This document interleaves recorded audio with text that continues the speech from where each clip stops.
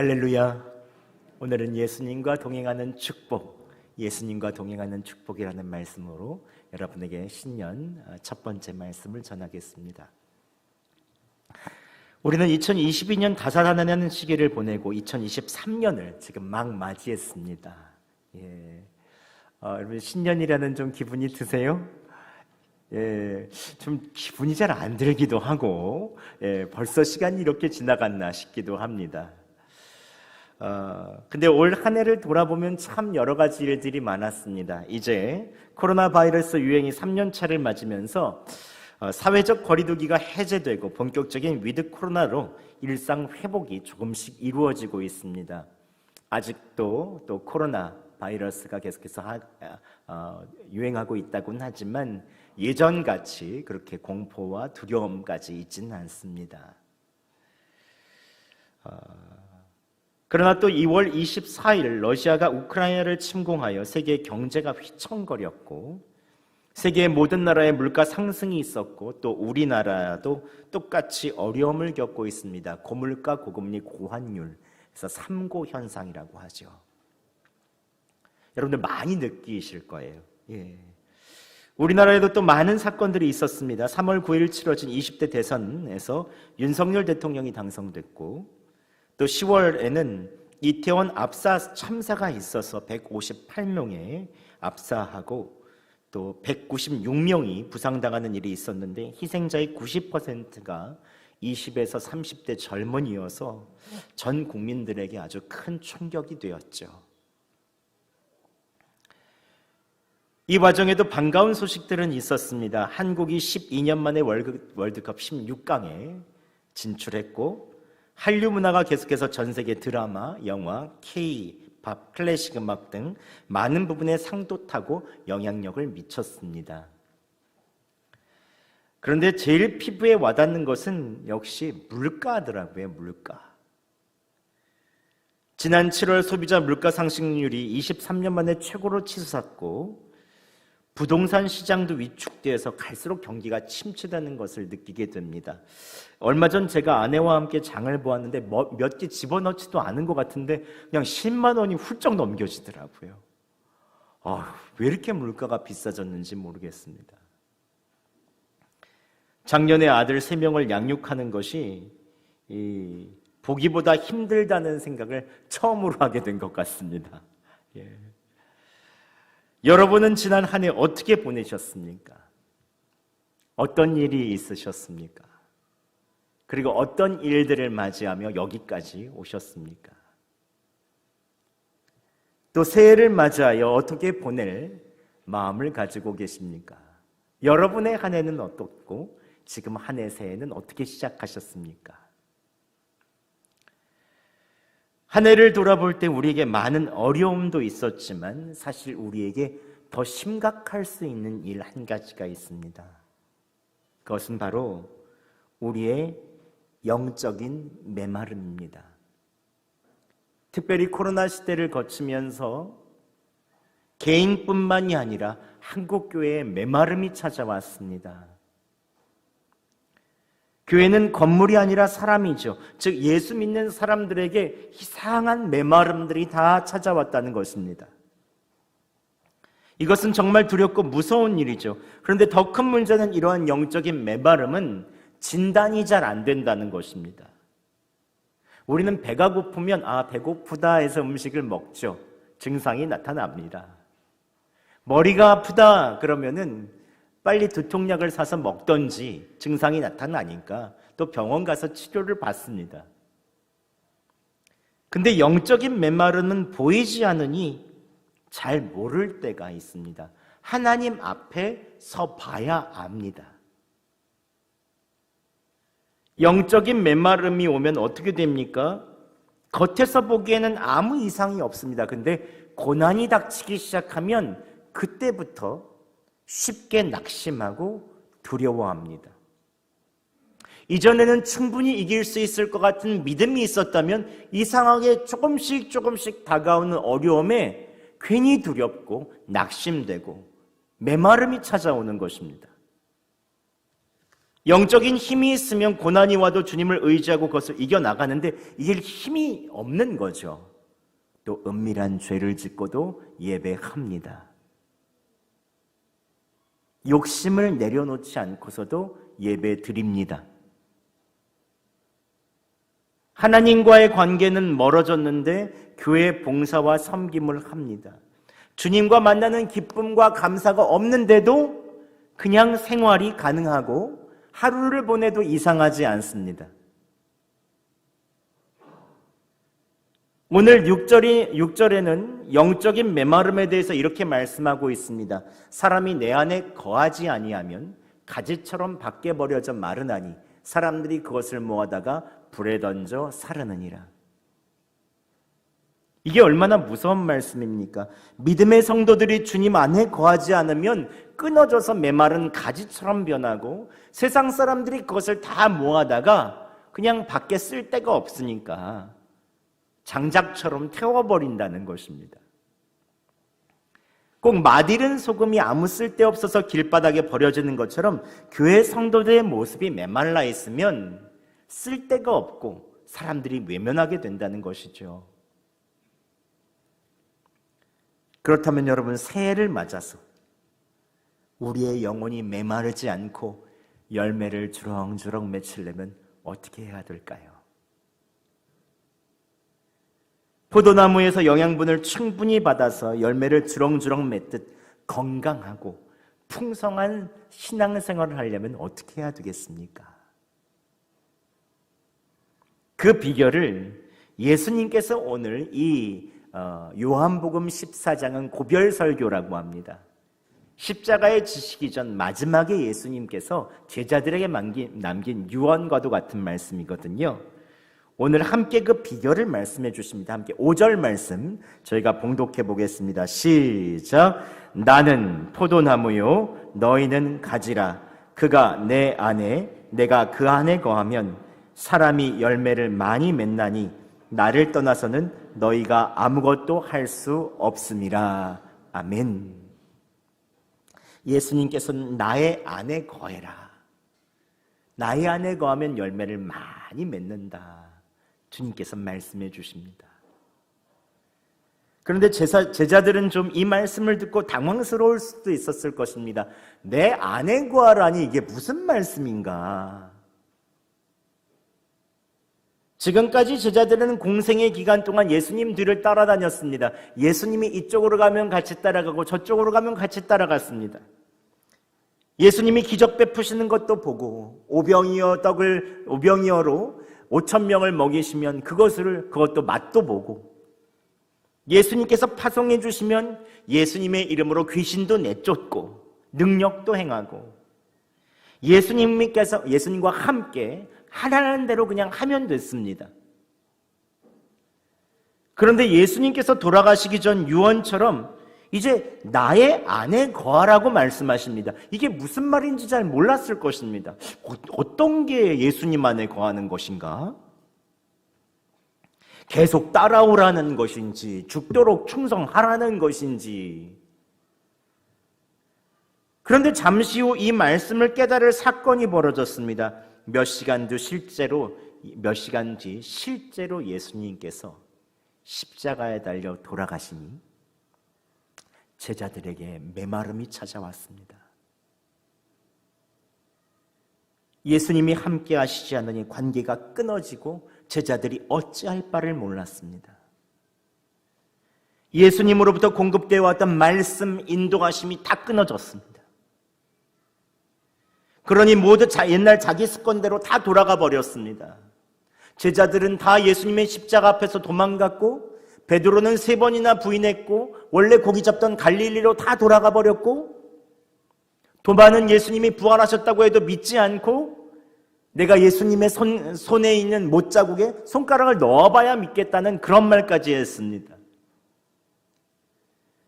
예수님과 3년 동안 누구보다도 친밀하게 지냈고 기적을 봤던 이 제자들이 예수님과의 관계가 끊어지고 예수님으로부터 오는 힘이 사라지니까 완전히 달라졌습니다. 아무것도 할 수 없었습니다. 그런데 어떻게 바뀌어졌습니까? 예수님 안에 있는다는 사실이 언제부터 시작됐습니까? 제자들이 부활의 예수님을 만나고 예수님께서 승천하신 이후 약속하신 성령 하나님께서 교회에 임하셨을 때 그때부터 예수님 안에 거한다는 것이 무엇인지 알게 됐습니다. 제자들은 성령님이 임하시니 예수님이 24시간 나와 함께 하심이 믿어졌습니다. 아, 주님 나와 함께 하시는구나. 이 자리에 함께 하시는구나. 이들이 예수님만에, 예수님께서 제자들의 마음속에 계셔서 이전보다 더 온전하고 친밀한 교제가 이루어졌습니다. 뗄래야 뗄 수 없는 교제가 이루어진 것입니다. 포도나무와 가지처럼 연결되어 풍성한 예수 생명을 공급받았고 주님과의 끈끈한 교제와 온전한 연합이 일어나게 됐습니다. 그리고 예수님께서 하신 일보다 더 큰 일을 할 수 있었습니다. 7절에 이렇게 말씀하고 있습니다. 너희가 내 안에 거하고 내 말이 너희 안에 거하면 무엇인지 원하는 대로 구하라. 그리하면 이루리라.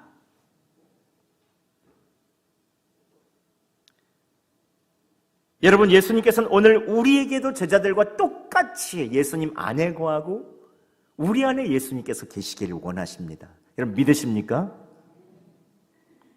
그런데 문제는 우리가 예수님 믿고 구원받고 하나님의 자녀가 되었다는 사실은 믿는데 내가 실제로 주님 안에 거하고 주님이 내 안에 거한다는 사실을 머리로는 믿지만 실제로 믿지 않는다는 데 있습니다.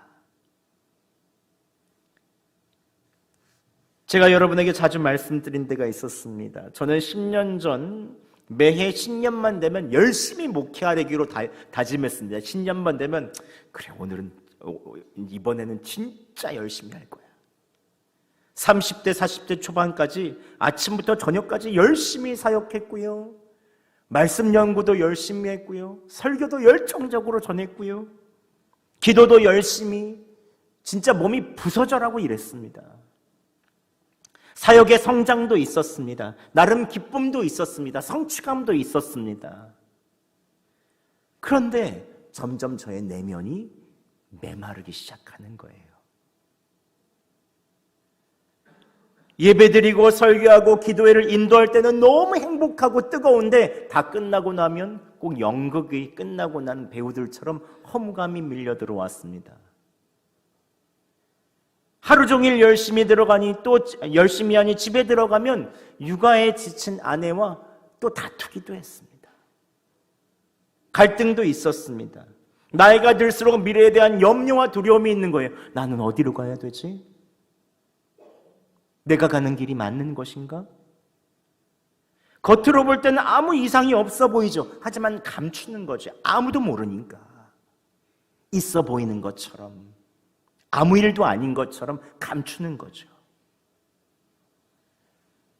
제가 자주 말씀드렸잖아요. 어느 날 예수동행 열기 세미나 가서 저를 점검해 보는데 그 질문에 큰 충격을 받았습니다. 아침에 일어날 때 예수님 생각하셨습니까? 예수님 생각 안 했어요. 일어날 때 오늘 너무 피곤하다. 새벽기도 안 갔으면 좋겠다. 두 번째 질문, 식사할 때 예수님 생각하셨습니까? 기도는 했죠. 예수님 이름으로 기도드렸습니다. 아멘. 근데 예수님 생각을 안 한 거예요.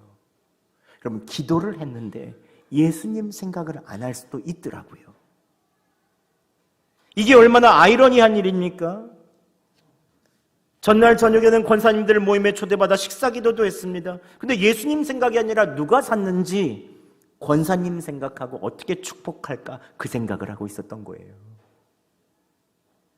성경을 읽거나 설교할 때 예수님 생각하셨습니까? 성경을 읽을 때 조금만 깨달음을 주시면 이거 설교할 때 좋겠다.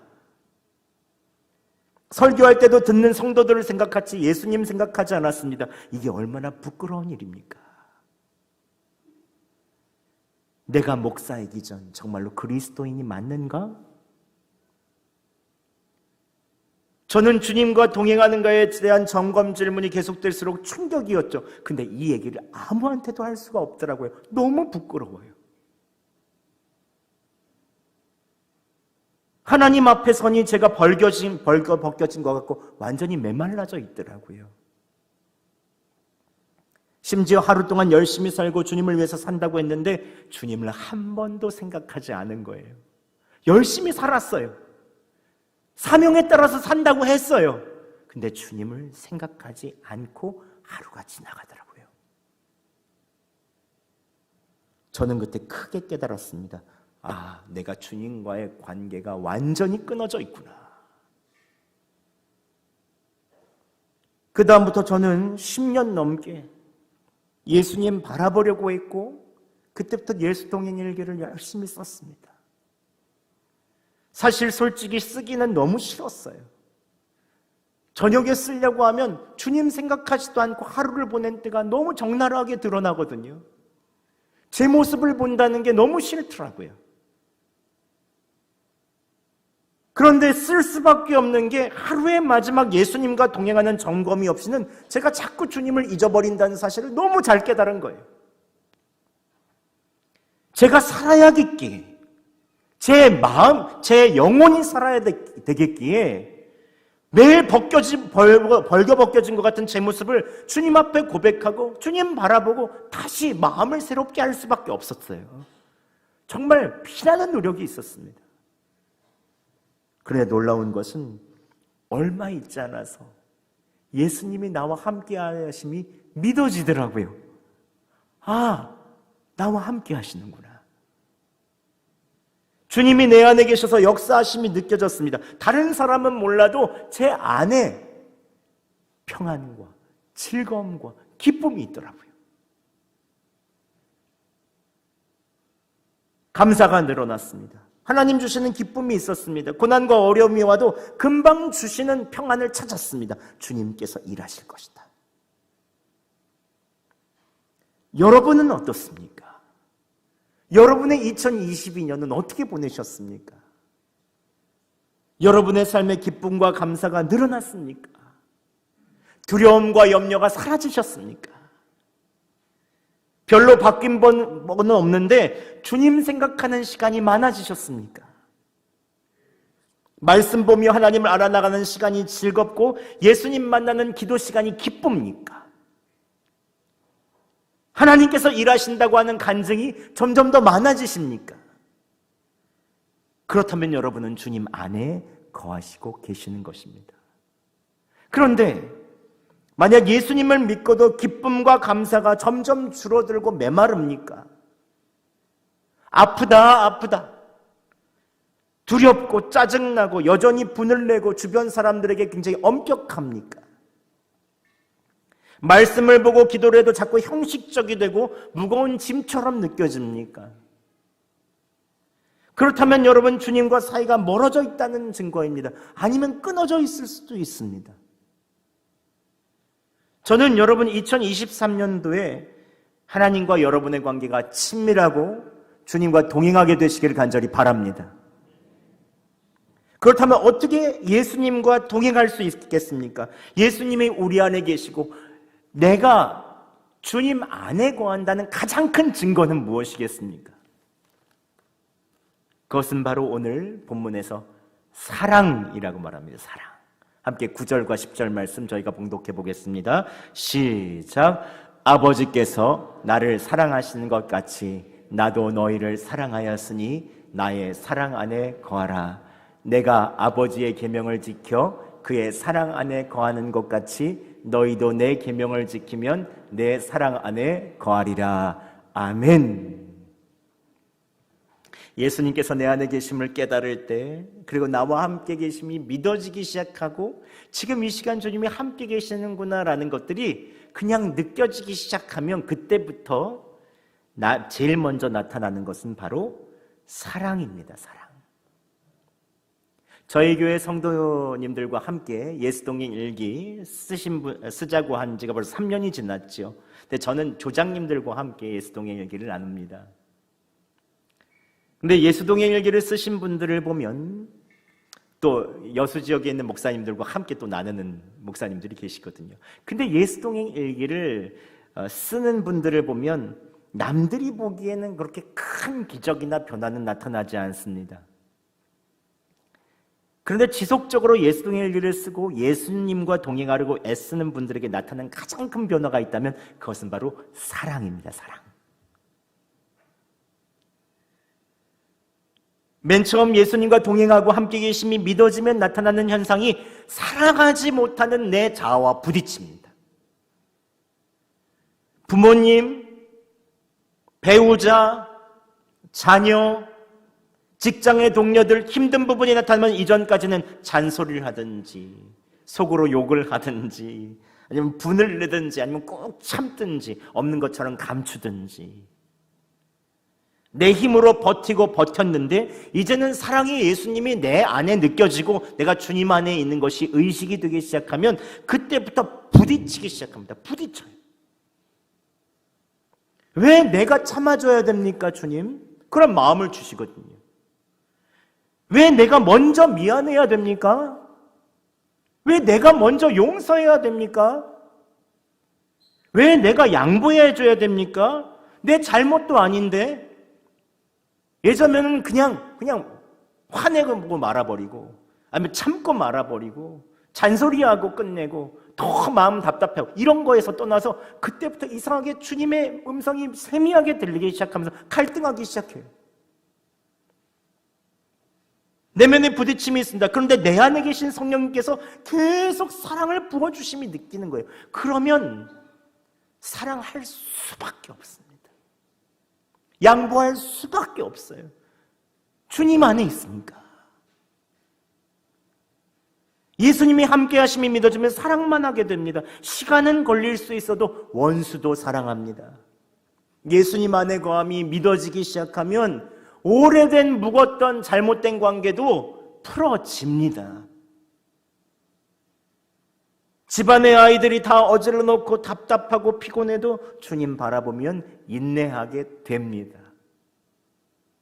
직장 생활에 스트레스 받고 민원 들어오고 불공정한 일이 있어도 주님 바라보면 용납이 됩니다. 믿지 않는 남편과 아이들 속상할 때가 있어도 주님 바라보면 감사하고 사랑하게 돼요. 운전할 때 깜빡이 켜지 않고 막 들어오고 바쁜데 신호등 계속 걸리고 앞차는 초보 이후 운전이어서 답답해도 주님 바라보면 용납이 됩니다.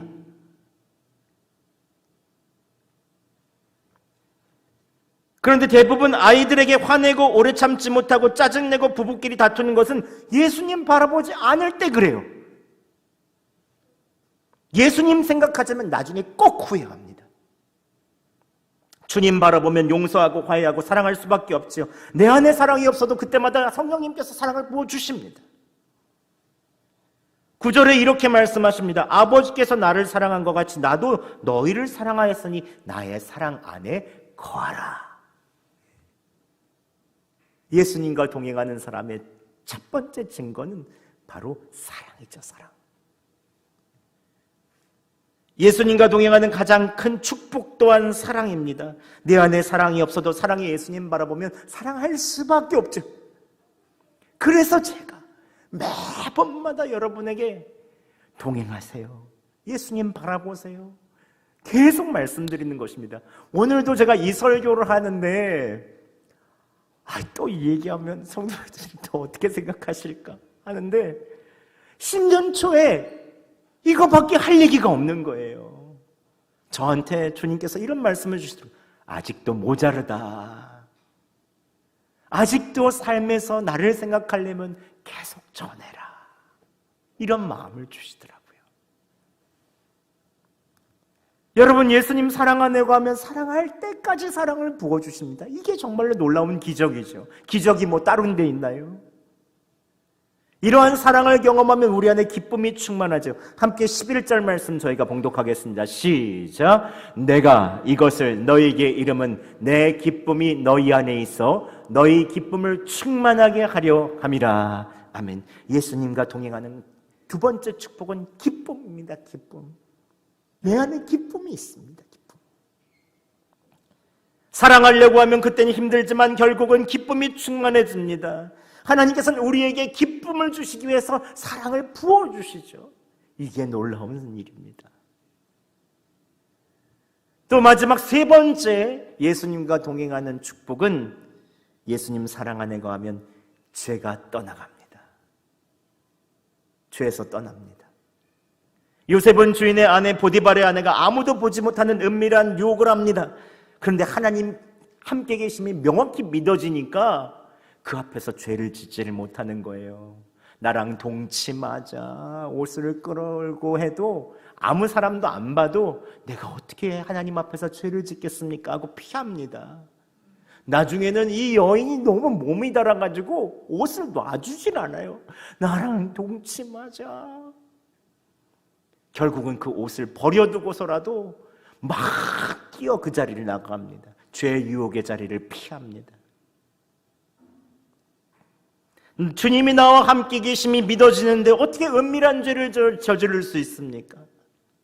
주님이 내 안에 계심이 명확히 믿어졌는데 어떻게 미움과 욕심을 그대로 품고 살 수 있습니까? 이게 더 어렵죠. 주님과 동행하면 자연스럽게 죄에서 떠납니다. 그런데 주님의 사랑 안에 거하지 않으면 죄를 저지릅니다. 이건 100%예요, 100%. 다윗이 사울에게 쫓길 때 죽음의 위기에 있을 때 사망의 음침한 골짜기를 다니더라도 해를 두려워하지 않을 것은 주님이 나와 함께 계심을 믿었기 때문입니다. 그게 믿어졌거든요. 근데 그가 편안한 생활에 머물렀습니다. 부하의 아내가 목욕하는 장면을 봅니다. 여러분, 왕궁과 신하의 집이 가깝겠습니까? 우리나라 조선의 궁중과 신하의 집들이 가깝으니까 멀죠. 신하의 집에서 부인이 목욕하는 거 보려면 아주 지붕에서 뚫어져라고 봐야 볼까 말까입니다. 근데 그걸 봤어요. 그 멀리 있는 부하의 집까지 다윗이 다른 부하의 아내가 목욕하는 장면 본다는 것은 지붕 위에서 그 여인 보려고 마음 품고 작정하고 순간에 하나님의 관계가 완전히 끊어졌다는 것입니다. 주님 생각하지 않았다는 것이죠. 결국 부하의 아내인 밧세바를 데려오라고 해서 하지 말아야 할 일을 합니다. 그는 고난 중에서 주님 생각하고 주님 의지했지만 왕이 돼서 편안해지니 주님 생각하지 않는 순간 죄를 저지르는 거예요. 여러분, 명확합니다. 주님 생각하고 주님 의식하고 주님이 믿어지면, 함께 계신 믿어지면 죄에서 떠납니다. 그래, 주님 생각하지 않고 하루도 매일마다 바쁜 생활에 얽매여서 주님 바라보지도 않고 지내면 반드시 죄를 저지릅니다. 내 분에 못 이길 때도 있고 은밀한 죄를 저지릅니다. 많은 사람들이 다윗과 같은 죄 때문에 다 넘어지죠. 우리나라가 더 높은 민주주의로 갈 수 있었던 것이 다 금이 가고 무너진 이유는 어디 있습니까? 서울시장, 부산시장, 충북지사, 경기지사, 많은 정치인들이 성적 스캔들과 남들이 보이지 않는 곳에서 돈의 연류가 되었습니다. 이것이 밝혀지면서 누구나 권력을 가지면 타락하는구나, 뭐 보수 진보 할 것 없이 다 그렇구나, 다 실망하는 거예요. 다 실망하는 거예요. 아까도 장로님께서 기도할 때 우리가 출구가 없다고 얘기하잖아요. 주님 바라보지 않고 주님 생각하지 않고 주님이 함께하는 것을 의식하지 않으면 진짜 출구가 없습니다. 이것은 멀리 볼 것도 아닙니다. 교회 문제이기도 합니다. 코로나 시기를 지나면서 기독교의 모습이 적나라하게 드러났습니다. 이제 설교를 하는 것보다 설교한 만큼 삶을 살아내야 되는 것이 진짜 중요한 때가 됐어요. 저는 설교할 때 너무 두렵습니다, 요즘에. 삶을 살아내야 되는 거예요. 제가 살아내지 않는 설교는 거기에서 아무런 가치가 없습니다. 우리가 자신을 죄와 유혹으로서 예방할 수 있는 유일한 길은 무엇입니까? 예수님 바라보는 것입니다. 예수님 바라보는 것. 주님과 동행하는 것입니다. 저는 예수 동행 일기를 쓰면서 하루 일들 속에서 주님 바라보고 죄에서 벗어날 수가 있습니다. 같은 사건이라도 제 마음에 있는 주님을 드러내고 제 생각을 드러내고 그것을 가장 가까이에서 제 아내가 봅니다. 그리고 우리 성도들이 봅니다. 제가 예수 동행 일기 쓰면 조장님들이 다 보거든요. 가까이 있는 목사님들이 제 생각을 다 봅니다. 어디 갔는지, 무엇을 했는지. 제가 휴가 갔다 오면 잘 갔다 오셨, 다 압니다. 씩 웃고 다 아세요. 그런데 제가 어떻게 은밀한 죄와 유혹에 머물러 있을 수 있겠습니까? 죄와 유혹에 있다가도 동행일기 쓰고 예수님 바라보면 금방 정신 차리고 나올 수밖에 없는 것이 삶이죠. 그래서 여수성동교회는 평생 24시간 예수님 바라보는 것밖에 다른 수가 없습니다. 이 세상의 소금과 빛이 되려면 다른 수가 없어요, 여러분. 말씀 마치겠습니다. 오늘 말씀은 예수님과 동행하는 축복입니다. 예수님과 동행하는 것 자체가 축복이죠. 주님이 성령을 보내주셨고 우리에게 주님을 믿게 하셨고 이 믿음을 넘어서서 주님과 함께 나와 함께 계시는 것을 의식할 수 있는 믿음, 이것은 정말로 중요한 것입니다. 예수님은 그 사랑 안에 우리를 거하게 하시고 기쁨을 주십니다. 동행하면 죄에서 떠날 수 있고 교회가 교회됩니다. 여러분, 2023년 예수님과 동행하는 여수성동교회, 예수님과 동행하는 축복을 누리는 여러분 되시기를 예수 그리스도의 이름으로 축원합니다.